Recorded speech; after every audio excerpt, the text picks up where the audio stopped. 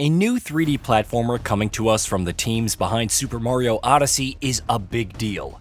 Odyssey is arguably the greatest 3D platformer of all time, with boundless creativity and an abundance of mechanical perfection and player expression. What does a new game from this team even look like? How incredible would it be? Would it be better than Odyssey? Is that even a fair expectation to have? Regardless of whether or not it's fair, it's clear that it's going to be the immediate comparison for many who play Donkey Kong Bananza, the first new 3D platformer from the Odyssey team since the game's release almost 8 years ago.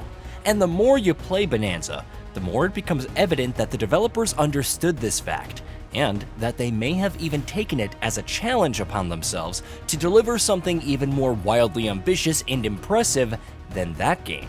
Because Bananza takes upon Odyssey's incredible framework and structure, and then builds on it, tweaks it, and even breaks it to put its own stamp on the new 3D platformer genre, and evolves it in altogether new ways.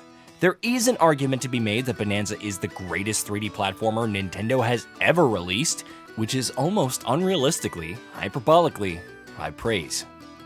And yet, it is true. Donkey Kong Bananza is such a staggeringly inventive and incredible game with such fantastic design where, in spite of the endless capacity for nearly unrestrained player expression, it always feels like the developer anticipated and pre-empted your actions, responding to pretty much any player input with a permissive yes, and rewarding them for thinking outside the bounds of traditional 3D game design.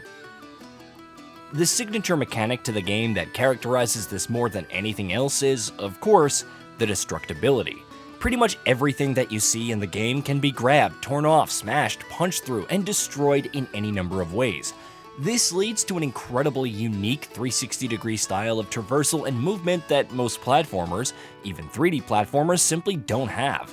Platformers are defined by very strongly outlined limitations, how fast a character can go, how far they can jump, and so on. Bananza dispenses with this almost entirely, letting DK burrow into anything, anywhere.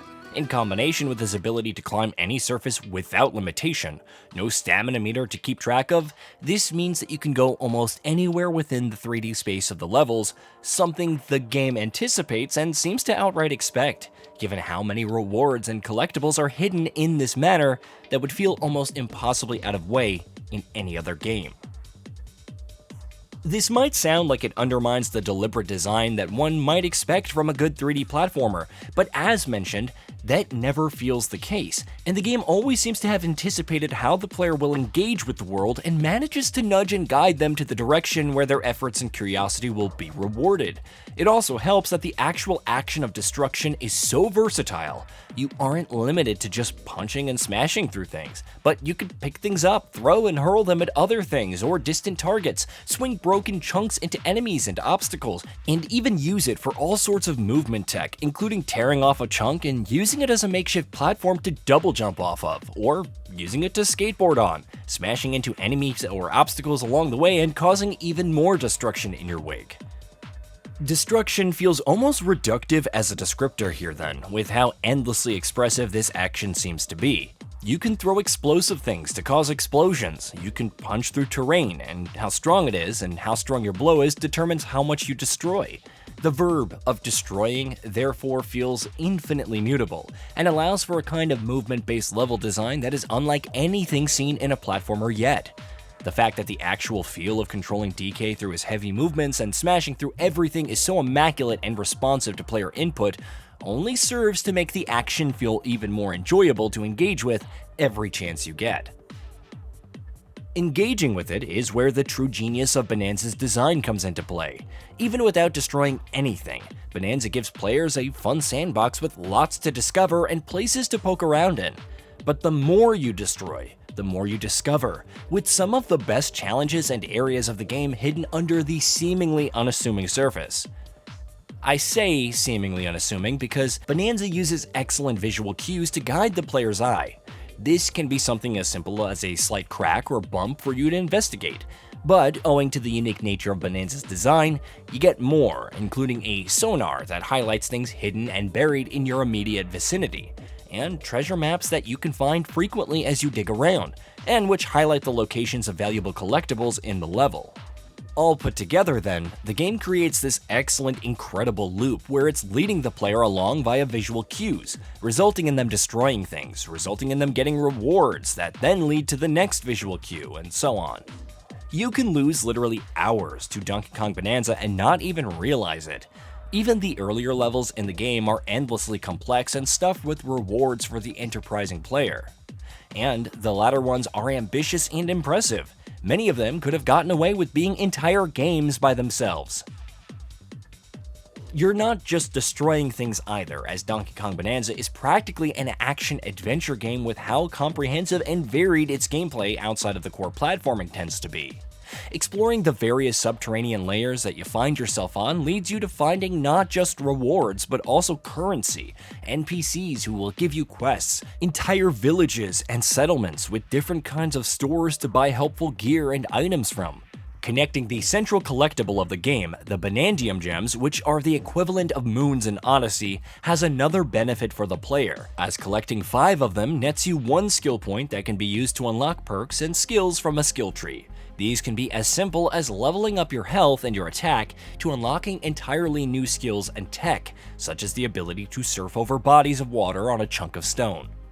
The multiple different kinds of collectibles, as well as the central collectibles also feeding into a skill tree, address the singular core issue that many had with Mario Odyssey, and even other Nintendo titles such as Breath of the Wild.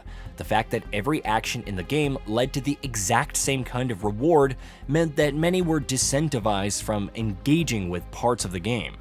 The fact that there are so many different kinds of rewards here, usually scaling to the degree of effort that they require from the player and able to be leveraged in other different ways, such as exchanging for gear or upgrading your skills, means the game is a lot better at dangling the promise of a meaningful reward for the player than several other of Nintendo's make-your-own-fun School of Design titles have done. For players who want more traditional platforming challenges, however, Bananza still delivers. Its sandboxes are littered with self-contained areas with themed challenges that you can take on for a reward, and can involve everything from destruction, combat, traversal, to some good old-fashioned hardcore platforming. There's a near-endless supply of these challenges in the world, and they always manage to surprise. Those mini-challenge areas are framed in what becomes increasingly more elaborate and inventive sandbox levels the further down into the earth you burrow. Every level in the game is a whole new subterranean layer, and while things start out fairly vanilla in terms of theming, soon they go off the rails and lead to some truly out there and varied aesthetics and their implementation on gameplay mechanics. This, of course, should always come as a surprise to no one. It's something Nintendo in general has always been great at, and this team in particular flexed this skill hard with Super Mario Odyssey. Seeing it return here bigger and better tracks. Bananza represents the next step for Nintendo platformers, not just in terms of mechanics and design, however. Surprisingly enough, it also is the next step for Nintendo platformers narratively. Surprisingly enough, Bananza is a far more story-focused game than not just any other Nintendo platformer to date, but most in-house Nintendo titles in general. The story starts out simple, but the stakes escalate steadily through the game's substantial campaign, with the finale and everything leading up to it in particular standing out as absolutely legendary. A lot of the game's narrative heft comes not necessarily from the story as much as the focus on the characters and their pathos, particularly Donkey Kong and the talented young singer Pauline, whom he finds himself accompanying in her quest to get back home to the surface. Mercifully enough, Nintendo has also, in recognition of the game's heftier narrative, gone all in on the storytelling and production values. This is a fully voice-acted game, although Pauline, as the only human character, is the only one who speaks a human language. Everyone else is speaking some made-up animal gibberish. That gibberish still sounds charming and emotive, although it is Pauline's performance that steals the show here. To Nintendo's credit, Pauline's voice has been dubbed in every single language the game supports, which extends to not just her dialogue, but every one of the songs that she sings as well. DK and Pauline partnering in the story also leads to the game's most surprising mechanic, the eponymous Bananzas. These are essentially time-limited transformations for DK that occur when Pauline sings. Yeah, really. And enhance in physical prowess. You unlock multiple different Bananzas as you play the game, and their abilities range from boosting your speed to giving you flight to letting you hit things a lot harder and more. Bananza can be activated anywhere with no limitation, and different kinds can be chained together with zero cooldown as well, allowing you to start chaining together some seriously impressive moves and movement tech. Bananzas can also be powered up by the skill tree, making the skill points that you get via Banandium gems that much more valuable.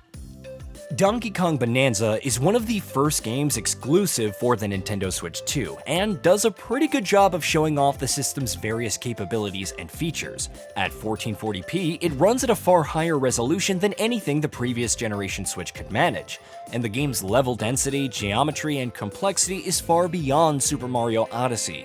It runs at an impressive mostly locked 60 FPS through all the mayhem, and there is so much mayhem that players will wreak.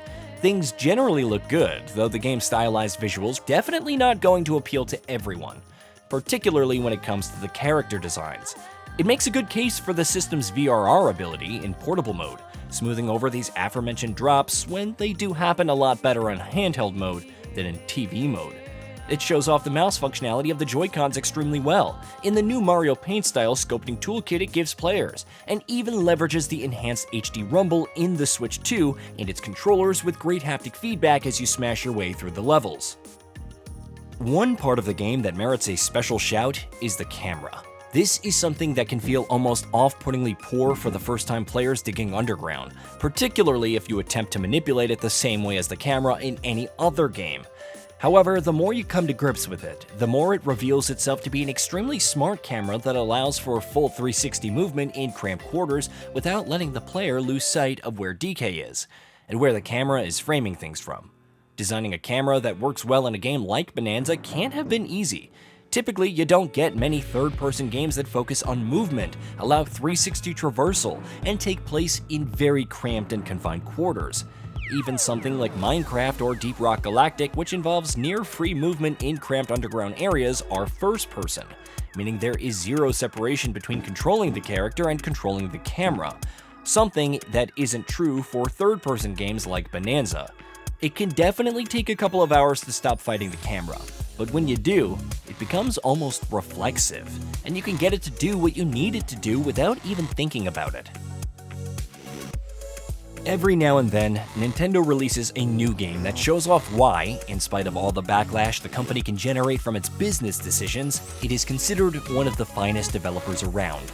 A title that demonstrates an immaculate understanding of the craft of making games, a game that is an innate, inherent knack to be compelling and engaging for the players almost effortlessly, to the degree that few other games or developers are able to exhibit. Donkey Kong Bananza is such a game. Staggering in its scope and ambition, towering in its variety, and nearly immaculate in its execution. Bananza lays a credible claim to being the best platformer Nintendo has ever made, and arguably, their best game this side of Breath of the Wild. The Switch 2 has its first killer app. Hey, did you know that we at GamingBolt upload new videos every day? Stick around, drop a like, subscribe, and hit that bell. And let us know what kind of content you'd like to see in the future with a comment below.